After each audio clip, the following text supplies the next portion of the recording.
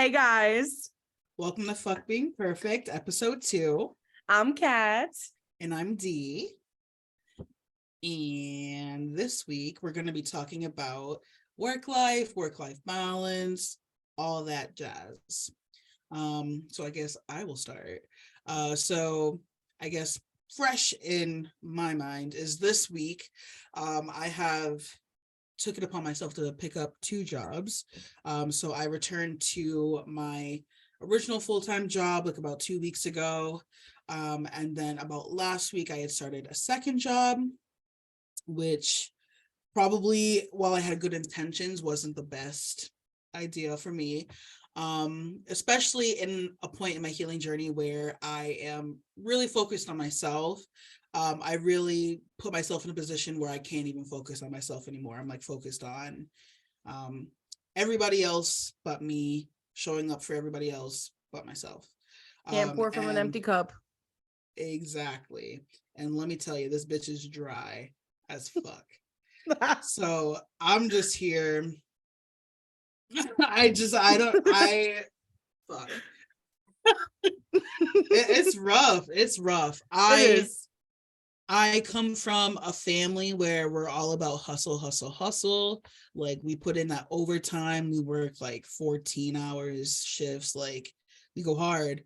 But I'm like in this point in my life where like that shit's just like not worth it. Yeah, like financial freedom is great and everything, but like what's financial freedom if you don't have like the emotional freedom or you're just not happy? Like, yeah, my bills are paid. Not to cut you off, but I also think it's one of those things too, where if you were involved with a job that you were passionate about, where like you want to change the world, you want to change the way that women view themselves, you know what I mean? And I feel like if you were doing something and just like me, if we were doing something in our scope of like practice and what we want to do, it wouldn't feel like hustle, you know what I mean? Obviously there's going to be busy seasons and all of that stuff, but it's almost like, you know, our parents' generation and our grandparents' generation, they were just told just fucking work. It doesn't matter what it is. It doesn't matter what you do because we just need to survive. And I feel like our generation, we're at a point where like, yeah, we're surviving, but like we can survive. Surviving isn't happiness. Surviving isn't the key to happiness.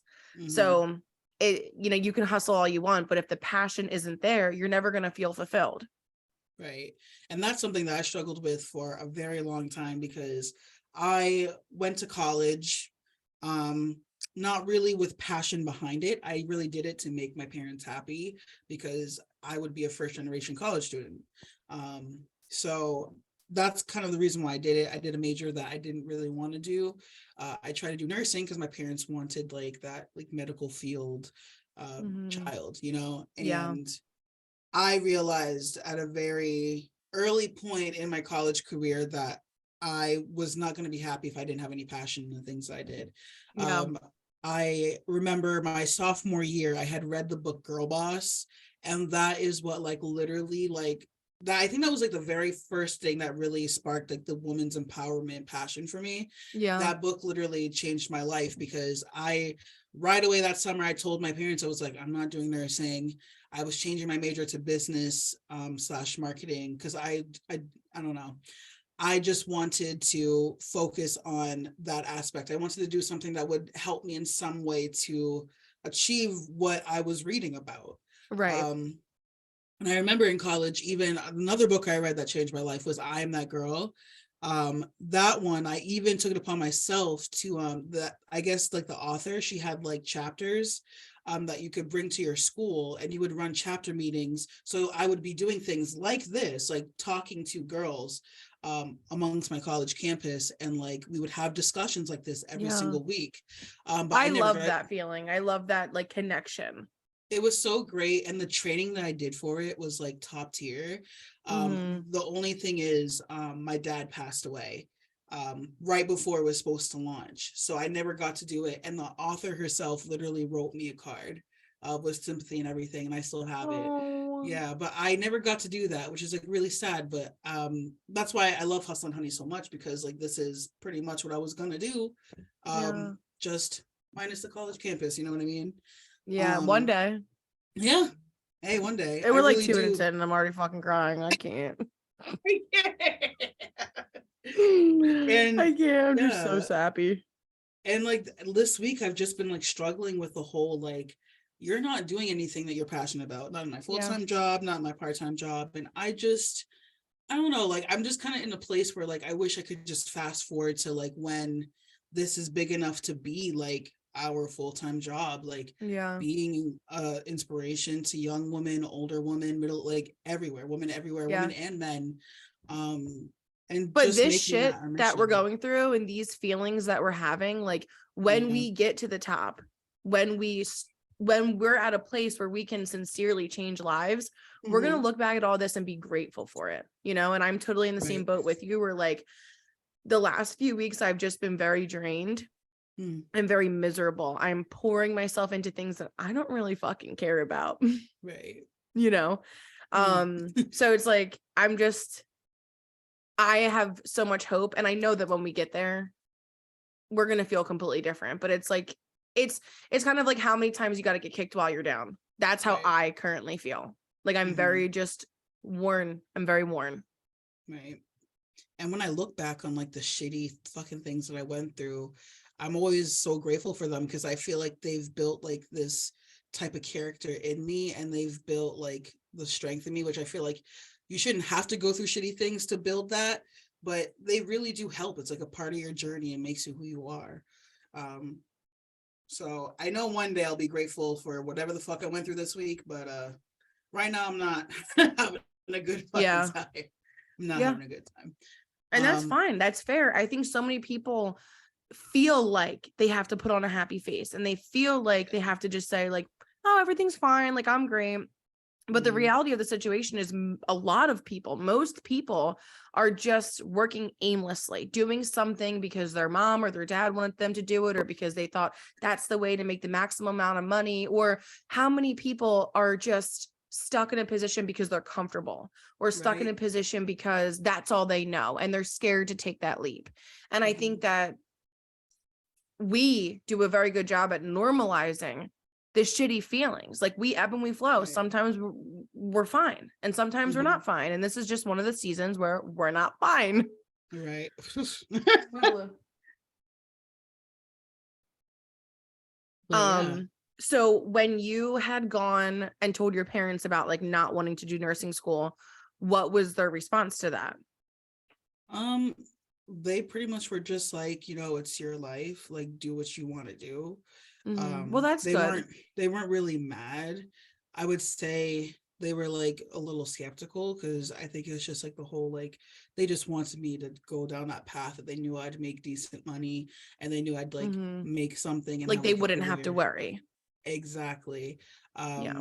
And I think business was a little too like risky, but I come from a family where like we're not about risks. We take safe Yes. choices. Yes. Same. And growing up too, like I just came across like this epiphany like 3 seconds ago, but I'm just used to other people making decisions for me. And Yes. like Yeah. I realize that now at the age of 25 that like I lean towards people's opinions of what I should do because I'm used to other people just deciding shit for me. Like you I never sway make based on what people say. exactly. I'm easily swayed by other people's Yeah. opinions, and I genuinely don't know how to make an organic decision on my own, really. Yeah. So that should just hit me. So that's that. Um, but yeah, I don't know. No, I totally feel you. I think that growing up, I was never really told what to do, but I remember being Mhm. very little, like in my childhood situation where mom and dad weren't always in the picture. I remember being very little and saying like, I want to be I want to work in foster care or be a social worker. Like that was something that I was really passionate about. But now that I'm older, honestly, I'm grateful.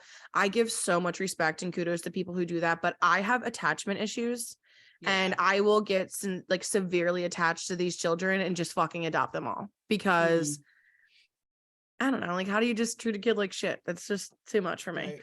But there was always, well, you're not going to make money in that. well, you're not going to be successful with that. Well, how are you going to pay for your bills? And like so much fear was put into my head. So by the time that I was graduating high school and I was going to college and it was like, well, what do you want to do? I don't know, because every fucking idea I've ever had wasn't good enough. It wasn't going to make enough money. It wasn't going to be successful. It wasn't going to do anything for me. And now I'm 26 years old and I manage a cafe, but I don't really manage it. I just work for the owner and, you know, make the tough decisions or place the orders. And a lot of the day I'm just wondering, like, I don't know, I just feel like I have so much potential, but I'm stuck in a place where, and it's not that I'm stuck, like, how do I word this? I can choose to leave. You know what I mean? I can choose to say I've had enough. I can choose to venture off. But this, what we're doing right now, this is my passion. And I need an income to support my passion. Right. So the job is flexible in hours. It allows me to get done what I need to get done. I work Monday through Thursday. Like, I'm very, very blessed in that aspect. I'm very grateful. But at the same time, I feel like the things that I had going for me in that job, the things that I was passionate about, using my hands, creating these beautiful catering pieces, I no longer do. You know, I run a line. And while it has its fun moments and I like it, it's not where my passion is in the cooking realm of things. So it's like I just feel like everything that I was used to kind of got ripped away from me. And I go to work and I'm like, I have talent and it's not being used.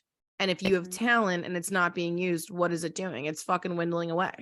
You know? So it's very stressful because you know you have all this potential, but you need a job to support that potential. Right. If you could like create your own like job that you could work to support a passion like this, what do you think that job would look like? Like, that's not this, but to support it? Yeah. I don't know. I mean, that's really hard for me to say because I could say like, oh, well, like a receptionist job in the morning, Monday through Friday, that would be fine. Like, I'm sitting down, it's not super strenuous. But at the same time, I think I would feel the same way. I think I would feel the exact same way because it's sincerely just not what I want to do. And it's, I don't know. I feel like long story short, where I work, it got remodeled when the pandemic was happening. So pre-remodel, I ran the account by myself. There was no other manager. There was no other, you know, the owner existed, but he came in once a month just to collect invoices or fill in when someone needed a day off. But now I have a co-manager and the owner's there every day. And I don't know. You ever feel like, sorry, Moon was clicking her bones together. I got nervous. You ever feel like you had this, maybe it's the Virgo in me, but I felt like I had this sense of control, this sense of structure, this I knew what I was getting into every day. I knew how my store was ran. I knew how it was kept clean. I knew what days my orders were going on. I was prepared for my caterings. And now it's kind of just like there's too many people sailing the ship, if that makes any sense. Yeah. And sometimes, you know, I've been with the company for 6 years and sometimes I feel like I'm just a placemat there.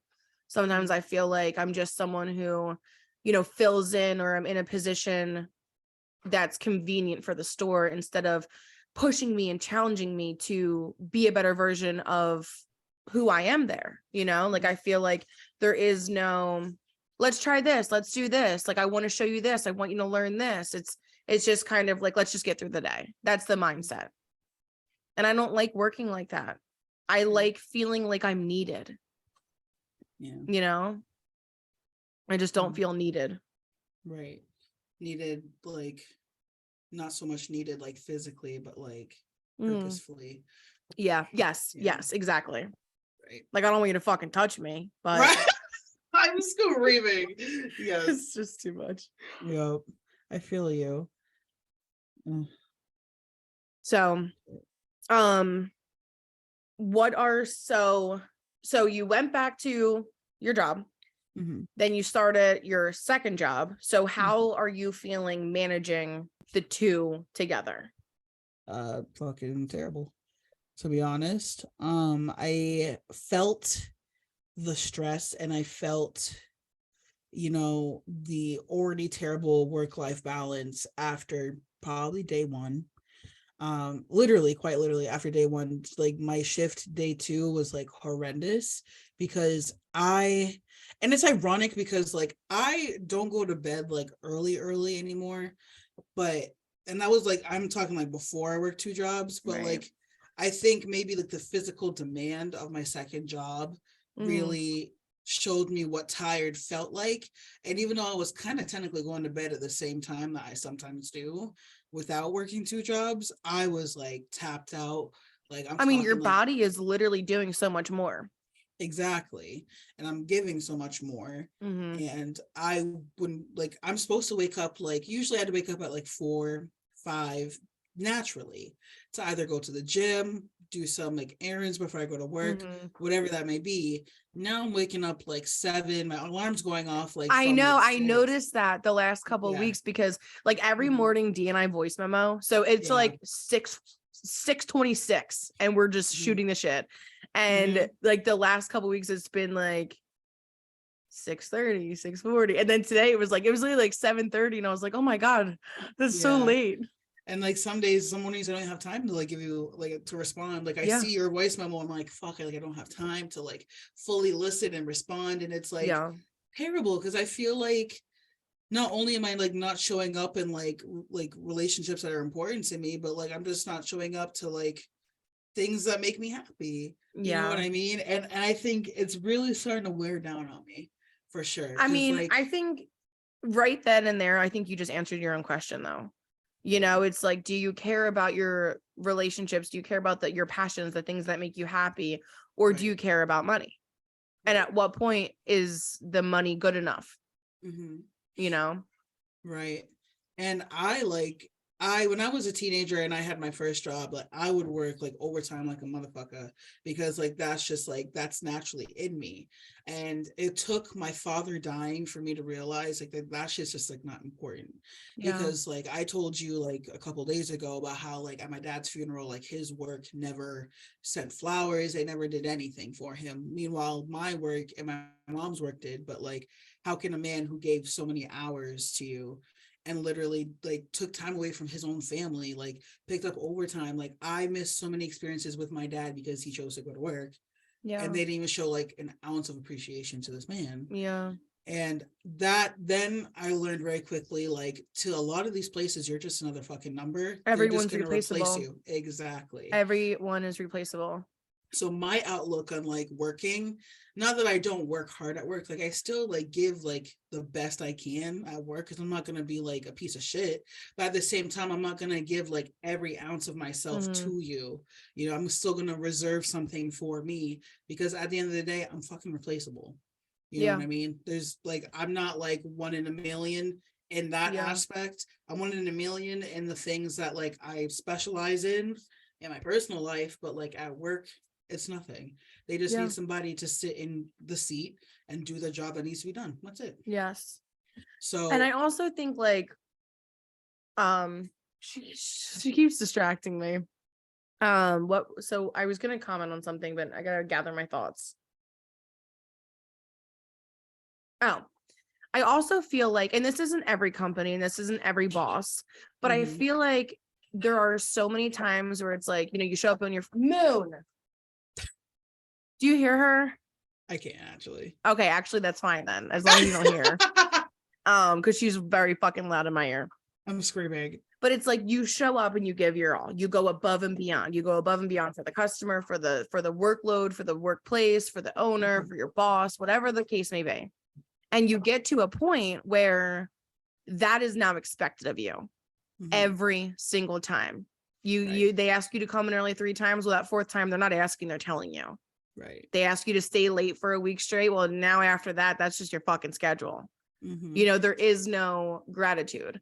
And I don't want to tell the story wrong, but a couple months ago, or maybe even a year ago, I saw this story on TikTok. And basically it was like this teacher, and the teacher herself, let's say the school opened at 8 o'clock. She would choose every day to go in at 7. She would get her classroom set up. She would get her cup of coffee, just make sure she was set up for success for the day. And as the months are going by, something in her life changed, or she just decided that she wasn't coming in that early anymore. And her supervisor was like, why are you coming in late every day? And she's like, I'm not scheduled to be in until 7:45. But it just goes to show that like certain people takers don't have limits. You know what I mean? And it's like, at what point do you stick up for yourself and set your own boundaries? But then a lot of times in the work life, when you do that, you're disrespectful or you're not grateful for your job. And it's like, it's almost like, okay, so me and my personal life and my family, like this isn't my all or nothing. You know what I mean? And a lot of places don't understand that. Right. It's like everyone's replaceable to them, but for you, that has to be the center of your world. It's just, I don't know. But it also, it's like, that's why I don't want to fucking work for people. I just can't. I just can't. Like, I like to tap into my creative side. I like to be able to have creative freedom. I like to be able to have a say in what I want to do. And that's why I'm so passionate about us having our own thing one day, because I know, and you know what it's like to be treated like you're disposable, to be treated like a placemat, to be treated with the utmost fucking disrespect. And that's something that I will never do. And I think that, you know, you shouldn't mix business with pleasure all the time. But when you create the environment that you're proud of, like people gravitate towards that and people want to be a part of it. And, you know, with me, I like working for myself. I feel like this adds on to why I always like pick up like the second jobs and stuff. It's just like working for myself feels so scary to me, because I feel like it's the uncertainty where like, if I go to work somewhere, they give me a schedule, I clock in, I do this, I do that. And like, I know I'm getting a check. I think for me, it's the uncertainty of working for myself that like terrifies me. And I feel like that's why I always run away. Like I have my like moments of passion and spark and I'm like, I'm gonna do this. But then like the reality creeps in my head and I'm like, shit, like this is scary. Like, cause like, once again, I come from a family where we don't take risks. So like, I'm just used to always going back to my comfort zone.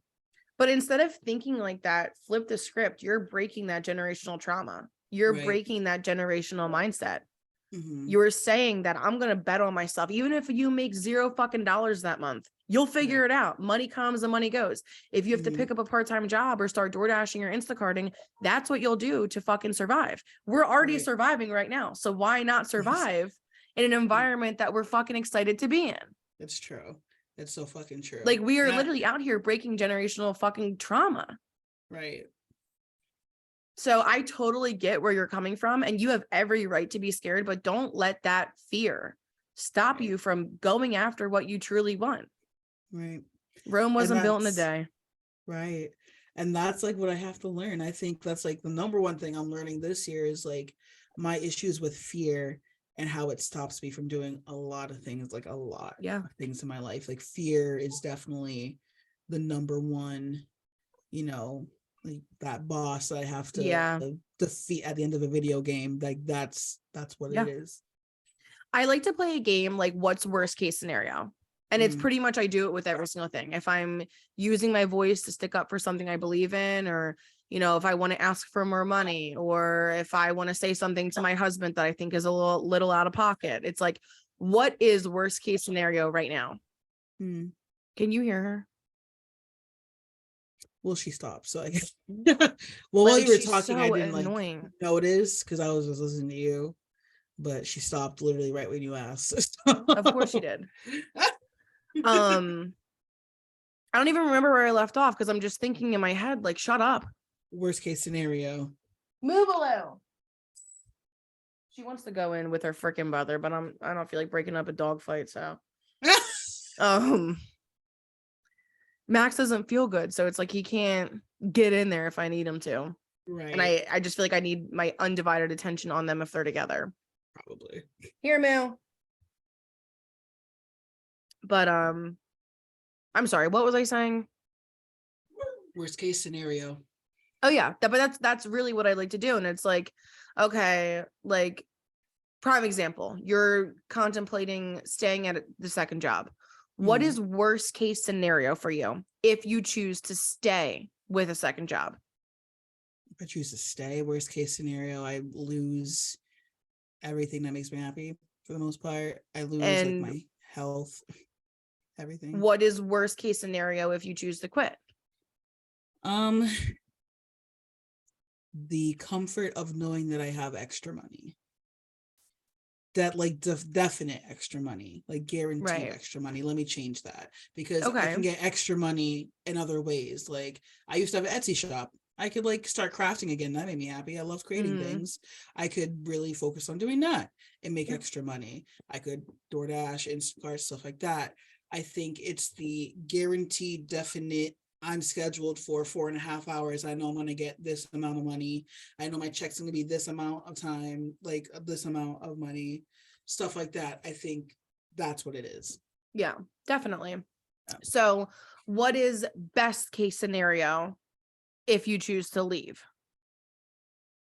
Shit. I mean, I can have my routine back. I can focus on what I'm eating again, because I can take the time to romanticize my morning routine, romanticize my after work routine.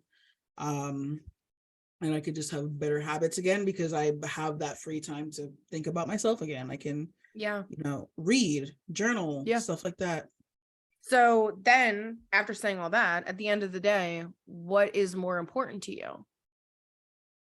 The best case scenario, if I leave. So now you know what you have to do. Right.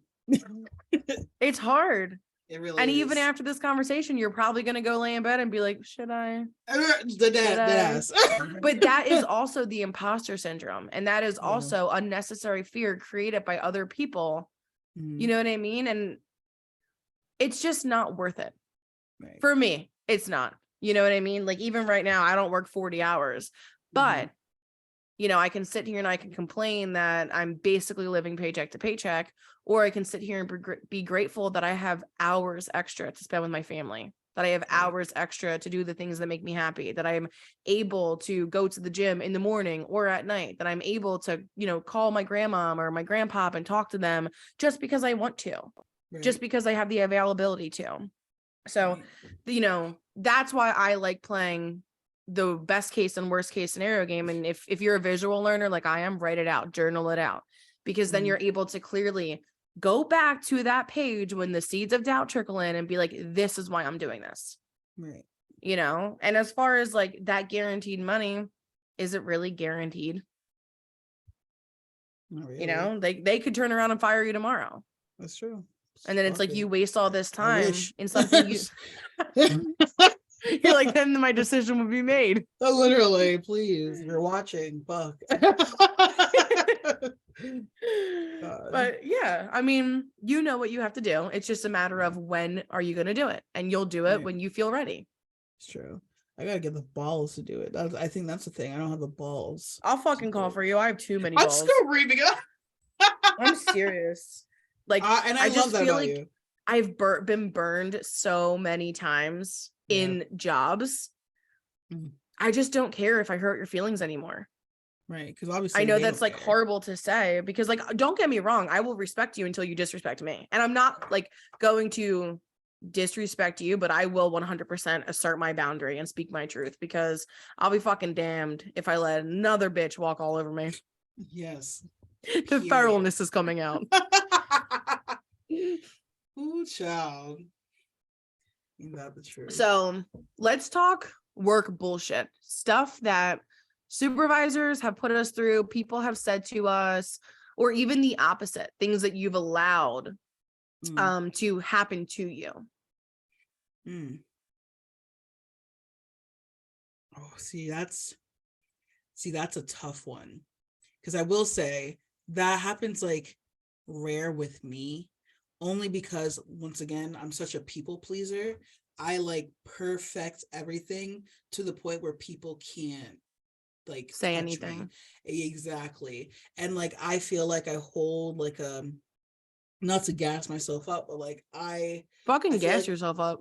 I'm like up here. I'm like top of the pyramid because people respect me. Like they're not gonna disrespect me because I'm the bitch that shows up with like the real work. That's how I feel too. But then I get frustrated with myself because I'm like, I put so much effort in for these people, but I don't give myself the same effort.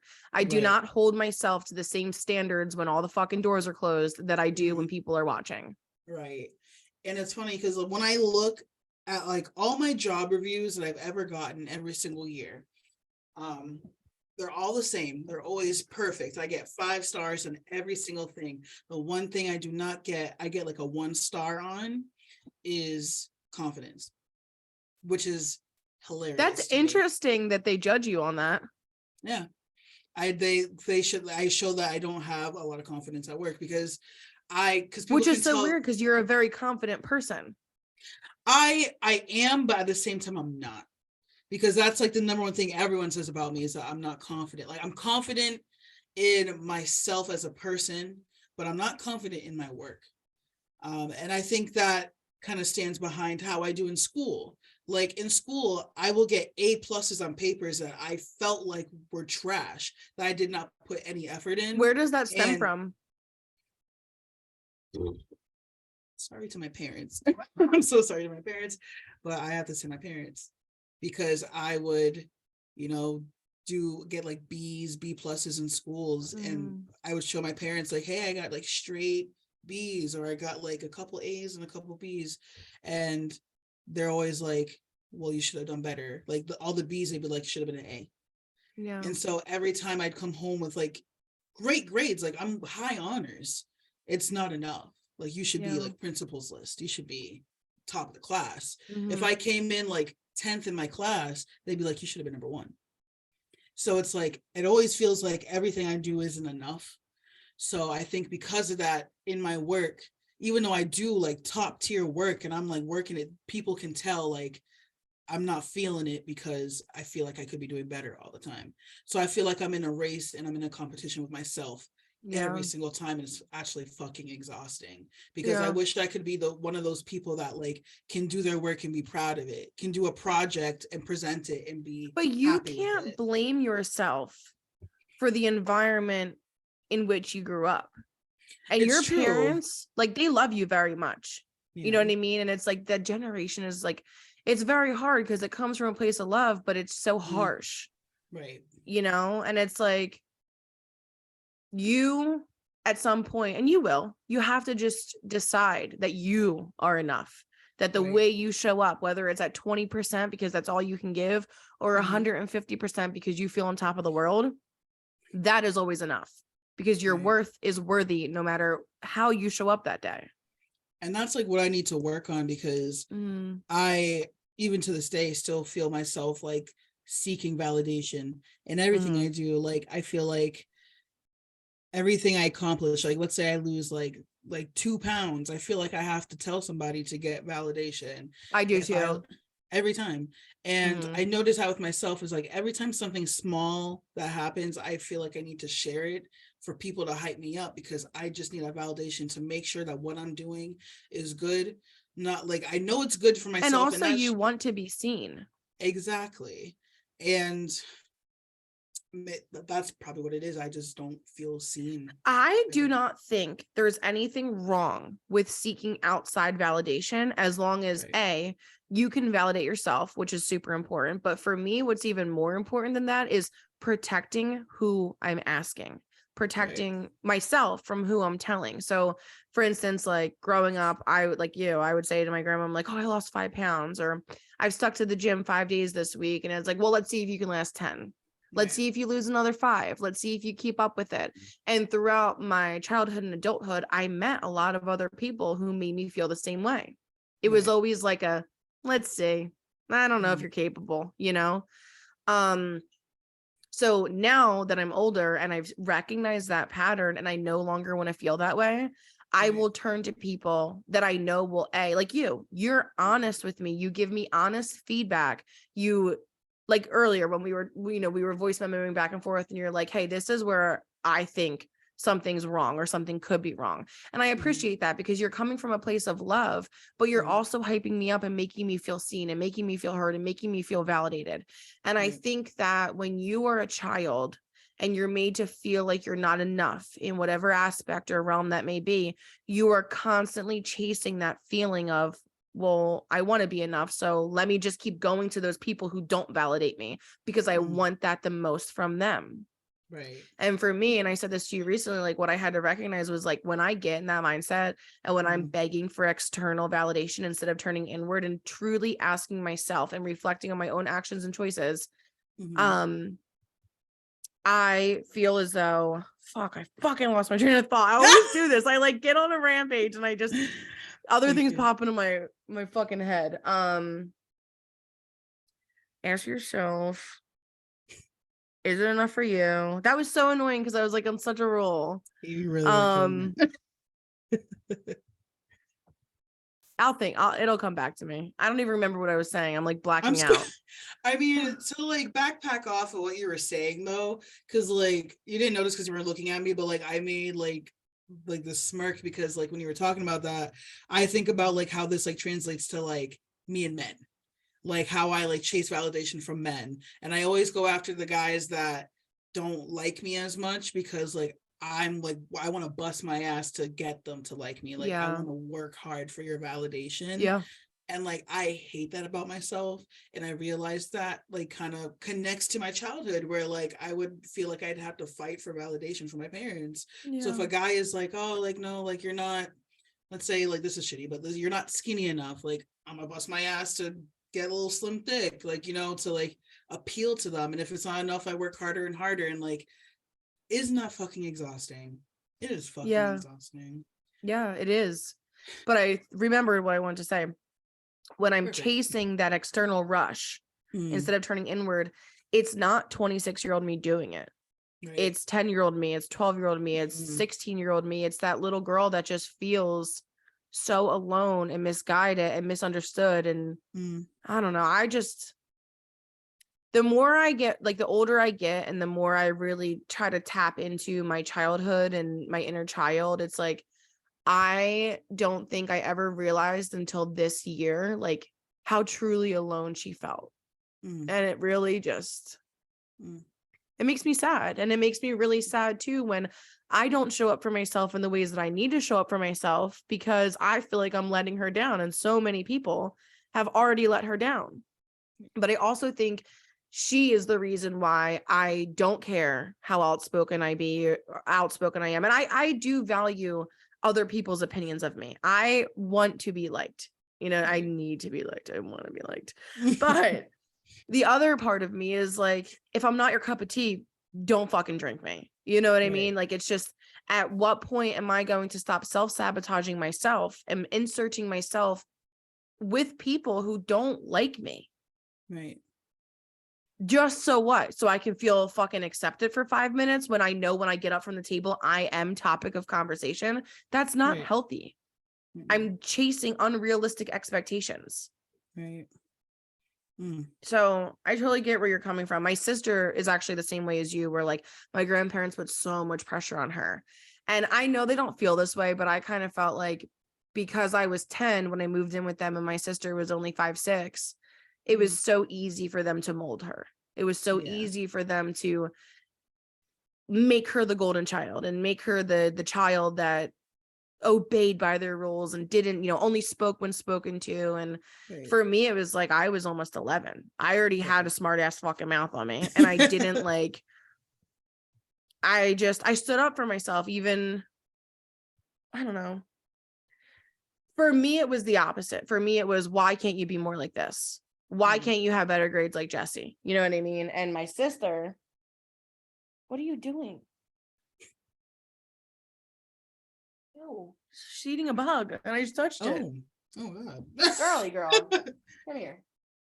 So for me, it was just a lot of internal sibling comparisons, where for my sister, it was a lot like you, where it was almost like they were telling her one thing and making her feel a certain way behind closed doors. But in front of me, she was Miss Perfect. She was, you know, the go-getter, the athletic one, the skinny one, the high achiever, the, you know, she doesn't struggle with binge eating. She doesn't sneak snacks at night. Like, she was just perfect. But behind closed doors to her, you know, they hounded her the same way, just in different ways. They made her feel the same way, inadequate, you know? I mean, I kind of like, I remember growing up because I'm an only child, so I didn't have to deal with that. But also when it came to like my peers at school, I got that a lot. My parents would ask me why I'm not more like a certain, you know, one of my certain classmates because they got better grades than me, or like one of my childhood best friends. Like there was a point where like, you know, when we're young, we have that baby fat. And then as she got like a little bit older, she started trimming down, you know? Yeah. And my parents were like, why don't you do that? Like, and it's just like, I had to deal with the comparison of like people who aren't even fucking related to me, just like of my Yeah. peers. So that's where like the self comparison happened too, where it's just like I would go to school and I'd see these people and I'd be like, why am I not more like them? And now all of a sudden you're envious of people that you really aren't Exactly. envious of. Exactly. Like, why the fuck do I want to be like them? I want to be me. Yeah. You know what That's I okay. I mean? had a best friend growing up. Her name was Kate. So we were the two I'm Kates. screaming. Oh, But God. it wasn't like cute, like Kate squared. It was like, Right. oh, that's big Kate and that's a little Kate.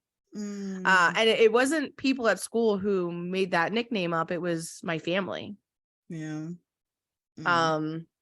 So I remember there's at that. fucking elementary school, because this is where D originally originates from, which is why I'm like I don't mind the name D because I think I'm just used to it with people calling me D. But like I Mhm. remember in elementary school there was a little black girl who like I feel like we didn't really look that much alike, but everyone swears up and down we looked alike.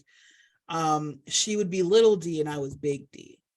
So for many years I was big D, and like that followed me from elementary school all the way to fucking like high school, to where Yeah. college, thank fucking my lucky stars, people dropped the big and I was just D. But like for many years, like it was just that thing where people just call me Big D, and I fucking hated it. That's Because like so fucking rude. why do we need to accentuate the fact that I'm big? Yeah. Like I'm not fucking the notorious B.I.G. Like you don't need to fucking call me Biggie. Like it was just a lot. But D I can accept and appreciate. That's just me. But the big Yeah. if We anyone's can just Big D to me today, I'll rock their fucking world. I wouldn't do it back then because I was very soft spoken. I wouldn't stand up for myself, but try it now. I dare anybody. Yeah. Seriously. Rock your fucking world. It's fucking terrible. Mm. Fuck, I was just, oh, that was the other thing. So like one time my sister and I, we went to a wedding and it was on my mom's side. So we hadn't seen that family in like a really long time. And one of my aunts came up to us and they were like, Jessica, you're so beautiful. You got so beautiful. Like, and then they go like this to me, they go, you got so big. And it wasn't like, oh, you grew up. It was like, you're fucking fat. You know what I mean? And I just, in that moment, like I can joke about it now because it is what it is. But when I think about that version of me, like I just felt, and then you know what I did? I wasn't even 21 yet. I started going around to people's tables chugging their fucking wine. I'm still breathing at the top of my lungs. I just was so uncomfortable. I was like, I gotta get drunk. Like Right. I cannot even, like I haven't seen you in 12 years. And the first thing you say is you look me up and down and disgusted look and say I'm big. Right. Like not like, oh, you grew up into a beautiful young woman. Like you're big. That's fucked. And it's almost like the audacity because you don't have any teeth in your mouth to even be saying that to me. You know? It's always those. It's always those. Like, you know? Jesus Christ. And I just come to find that that's just people projecting their fucking insecurities. Yes, 100%. But when you're young, like you don't realize that.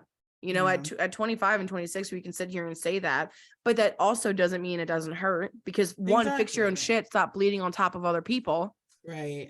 And two, it's like younger versions of us don't understand that. They don't grasp that. You just see someone you love and they hurt you. You know, and I'm sorry, like for people who say like, oh, that wasn't my intention. Well, then what was your intention? What was pointing out my gained weight going to do for any of us? Did it make you feel better? Right. Because if your intention wasn't to hurt me, why did you? Right. I don't know. But I love how this started with work.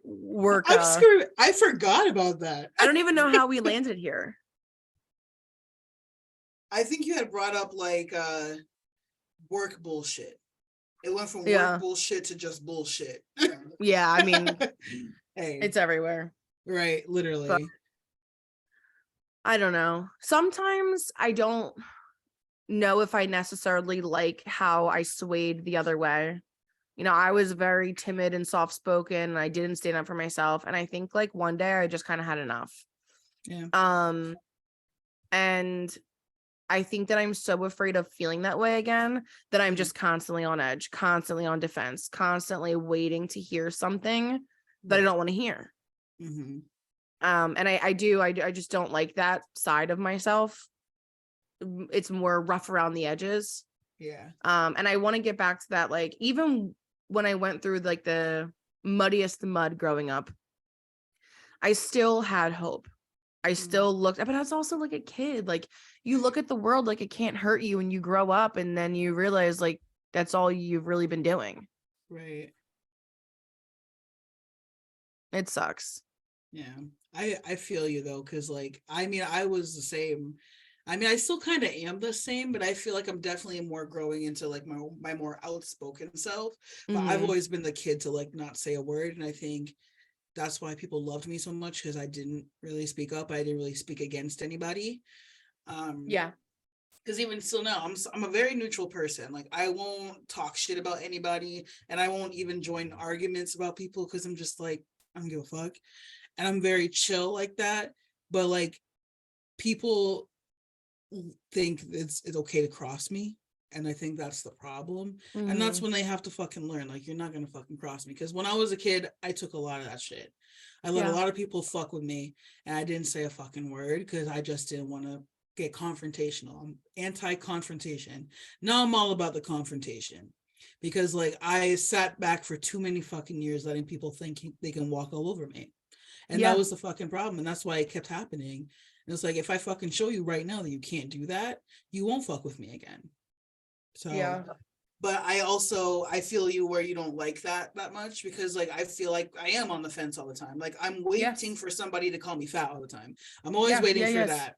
You know what I mean? Yeah. And I hate that. Like I want to be able to exist in this world without feeling like I have to fight all the time, you know? Yes. I mean, even just certain things like before I gained the weight, people would hold the door for me. People would Mhm. smile at me. Oof. People would ask me how my day was. Right. And then I gained the weight and it's like I literally became invisible. Like you see that I'm Hmm. right behind you and you're letting the door slam in my face. You Right. see that I'm coming and you look down instead of giving me a smile. Hmm. And there are times at work, like we have to walk down a hallway to get to the bathroom. So you walk down the hallway through the lobby to the bathroom. Hmm. And the hallway is more than big enough, like more than big enough. And people will literally go like this and lean back on the Literally wall as if like there's not enough room for the two of us to go through there. And it everything. just is so embarrassing. Like sometimes I'll be like, all right, I'm going to the bathroom, and then I'll see people in the hallway and I'll just turn around because I Right. don't want to be made to feel like I'm taking up too much space. Right. I feel the same. I deal with the same shit at work, and like my coworkers are like my best friends. So I know it's not malicious, but like whenever I get up from my seat and I try to go somewhere, that's when everyone like starts like closing drawers, moving furniture, and being like, oh shit, like D's getting up. And it's like, no, I can maneuver myself. Like I'm good. I don't need you to fucking like Yeah. change the whole like atmosphere for me. Like I Mhm. very much can. I'm not that big. Yeah. I can like work my way through a place. I don't need y'all trying to like. And if you need to close a drawer or move a chair, you'll fucking do that. I'll do it if it's Yeah. needed, but you don't need to fucking rearrange your whole fucking world and workspace for me Mhm. to move. Like it just feels offensive to me. Yes. Yeah. Because it's like, I mean, maybe it's like the body dysmorphia in me, because like I've always identified myself in the body dysmorphia where it's like the complete opposite. So like I see myself smaller than I probably actually am. So I think for me, maybe that's what makes it hard too, because like when I look in the mirror, I see like a hot bitch. And I Mhm. see and I feel like I'm normal. Like I look in the mirror and I look normal to myself. And then I'll see pictures and I'm like, oh my God, like I look way bigger than I could even imagine. And I realized that See, like I hate that we recently. think that way because, like, why does having fat on your body mean that, like, you're not that hot bitch? Because you are. Right. You Right. know what I mean? And I think that even when I was thinner and I was at my thinnest, and I think that people who are in a smaller frame, they Mm, see photos are fucking angles. mm, You know what I mean? Some literally. are unflattering, some are really flattering. Some poses are really flattering, some poses are unflattering. So it's Mm-hmm. like we can't base how we feel about ourselves on an angled photo. Right. And it's like, it just sucks that being in a bigger body, you have to feel like you have to look a certain way. Like, oh, I have to be slim thick, or me just being thick isn't enough. It's not cute if I'm just thick. I have to be slim thick. Right. And that part sucks because every body is beautiful, every single body. And you may look at a body and say, I don't really like it. It's not my cup of tea, but someone else is looking at that body and they fucking want it. Right. It's all perspective. It's all opinion. And I have to like remind myself that, Yeah. because like there was a time in my life where like I tried to overcompensate like in every other area in my appearance to like make up for my body. So like I do my makeup, like a full face of makeup, I wear my hair like a certain way, I do all these things, buy the nicest fucking clothes, buy nice accessories, just for people to look away from my body. But at the end of the day, people would still fucking treat me like shit because of my body. But it's because I'm always trying to impress the wrong people. At least not anymore, but I used to try to impress the wrong people. Yeah. No, I totally feel you. When was it? Like a year ago? It was 2020 into 2021. That's really when I started my fitness journey for real. And I found this online fitness company, and I'm sure we'll do like a whole podcast about this fucking bullshit one day. But I found this online fitness company and I really, really liked it from the outside in. I was dealing with something super dark and super heavy. I'm a worker bee, and it's not necessarily by choice, but I have a lot of anxiety, and going to work and just like going through the motions, it does help me because I'm focused on something else other than my thoughts. I also have a lot of health related anxiety. So like, for instance, over the summer, we were swimming in the pool and my sister like saw this thing on my head and she was like, what is that? Like, and I'm like, oh, I have cancer. Like immediately my brain goes to worst case scenario. Right. And I literally missed like 6 fucking dermatologist appointments because I was afraid to find out the truth. And the truth was that it was like a cherry enigma and it's fucking benign and I'm fine. But I drive myself crazy with these thoughts because I'm so afraid to die. I'm so afraid to, and I think that's why I get so hard on myself sometimes, because I'm afraid I'm wasting my life and watching it pass me by. Like when I think about the fact that I'm actually 26, I'm like, no, no, I'm not. Like, I'm not pushing 30. That's crazy. Like, that can't be right. But we are getting older, and I've lived in such agony from the trauma that I've been through for so long. And I spent so many years being angry and resentful and upset. And I hate that. I hate that there was so much that like I didn't understand. And no one would talk. No one would say anything. No one would clarify. No one would make me feel better about my fears. If I was having anxiety, well, that's not real. Children don't have that. So you grow up and you're like, what's wrong with me? Because it's not normalized. But back to my original point, I was working with this fitness company. So I joined as a client. And after about 6 months, she was like, hey, like you're making a ton of progress. Would you like to be an affiliate? And I didn't even know what that was at the time. But basically, like I would promote it. And if people joined, I would get a cut of it. So back then I didn't know this, but like looking back, like very MLM. So I really, really wound up liking it. I made a lot of connections with the girls that were there. And it was the first time I ever felt like exclusivity. It wasn't just one body style. I wasn't the biggest one in the room. I wasn't, there was small, there was big, there was petite, there was so many different people. And I loved that. And I loved it so much that I went and I got my GFI, which is a group fitness instructor license. And while I was in school, I was, starting to teach classes with her, stepping in on them and watching and all that stuff. And all of a sudden it became something that I wasn't prepared for. It became like, oh, well, fat girl learns to love herself and became a coach and you can too.